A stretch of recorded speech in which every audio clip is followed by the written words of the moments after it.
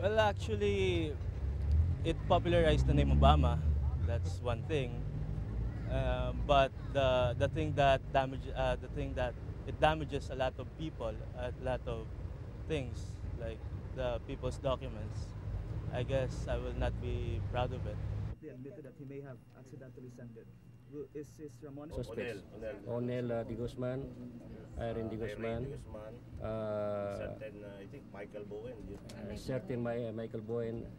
As of now, if you will realize the statement of De Guzman, it seems that there was an indirect admission, but there was evasion. Evasion in the sense that he wanted to be relieved of any responsibility and liability by saying that possibly he has released accidentally the love bug virus. But give you a correct answer by this time, not until we have on our hand the report about.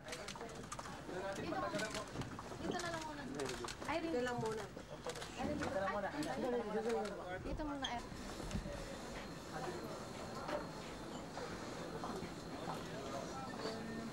Excuse us.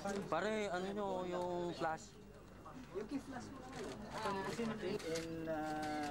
the case that might be filed before the regular investigative that's been limited to Onel. No, so there were other people.